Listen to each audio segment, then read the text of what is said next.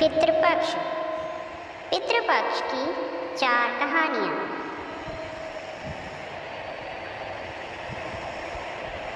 अक्सर आप सभी ने देखा होगा कि पितृपक्ष में पितरों के तर्पण के साथ साथ कौवों को भी भोजन कराया जाता है। लेकिन क्या आप जानते हैं इसके पीछे की क्या कहानी है? आम दिनों में कौवों का घर आना लोग शुभ नहीं मानते हैं, लेकिन पितृपक्ष के दौरान वही लोग इनका इंतज़ार करते हैं।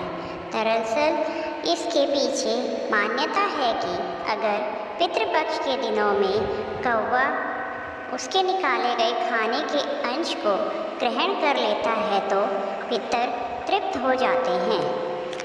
कहा जाता है कि कौवे के द्वारा खाया गया भोजन सीधे पितरों को प्राप्त होता है, इसलिए पितृपक्ष के दौरान कौवों को भोजन कराना शुभ माना जाता है।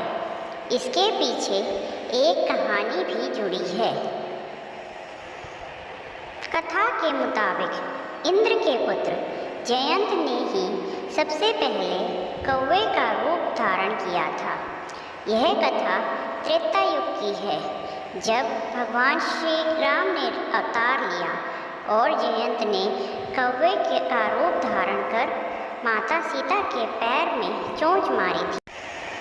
तब भगवान श्री राम ने तिनके का बाण चलाकर जयंत की आँख फोड़ दी थी। जब उसने अपने किए की माफ़ी मांगी, तब राम ने उससे यह वरदान दिया कि तुम्हें अर्पित किया भोजन पितरों को मिलेगा।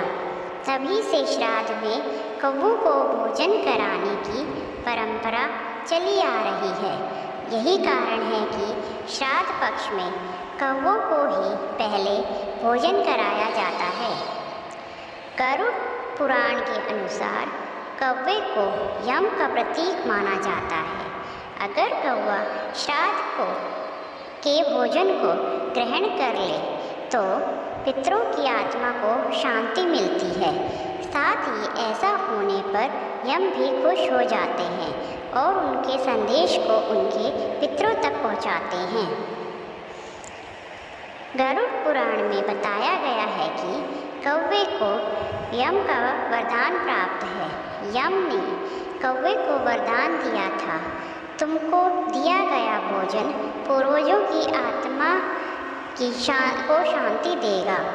पितृपक्ष में ब्राह्मणों को भोजन कराने के साथ साथ कौवे को भोजन कराना भी बेहद ज़रूरी होता है।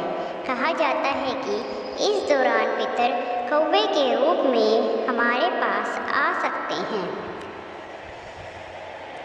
एक और पौराणिक कथा के अनुसार कौवा सफ़ेद रंग का पैदा हुआ था। एक बार एक ऋषि ने सफ़ेद कौवे को अमृत ढूंढ कर लाने के लिए भेजा। इसके साथ ही ऋषि ने उसे चेतावनी दी कि वो अमृत मिलते ही सीधा उनके पास आए और गलती से भी अमृत पान ना करे। ऋषि के आदेश अनुसार कौवा कई सालों तक अमृत खोजता रहा और एक दिन आखिरकार उसे अमृत मिल गया। हालांकि इस दौरान वो ऋषि द्वारा दी गई चेतावनी को भूल गया और अमृत चखने से खुद को रोक ना सका।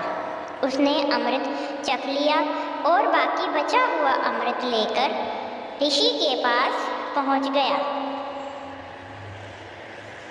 वहां पहुंचते ही कौवे ने बिना झूठे बोले ऋषि को सारी बातें बता दी, लेकिन उसकी बात सुनकर ऋषि क्रोधित हो उठे और अमृत के अशुद्ध होने की बात कहते हुए उसे श्राप दे दिया। उन्होंने कौवे पर काले कमंडल का पानी छिड़कते हुए कहा कि अब से लोग कौवे से घृणा करेंगे, उसे अशुभ मानेंगे। पितृपक्ष के 15 दिनों को छोड़ दें तो साल के बाकी समय में कौवे को आमतौर पर अशुभ ही माना जाता है।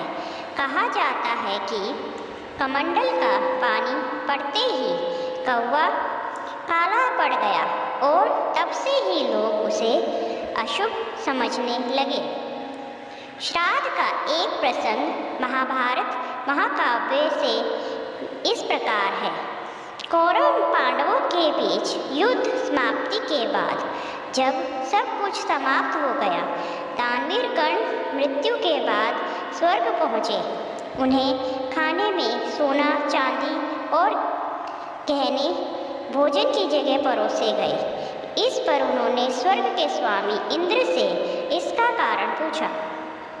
इस पर इंद्र ने कर्ण को बताया कि पूरे जीवन में उन्होंने सोने चांदी और हीरों का ही दान दिया, परंतु कभी भी अपने पूर्वजों के नाम पर कोई भोजन दान नहीं दिया।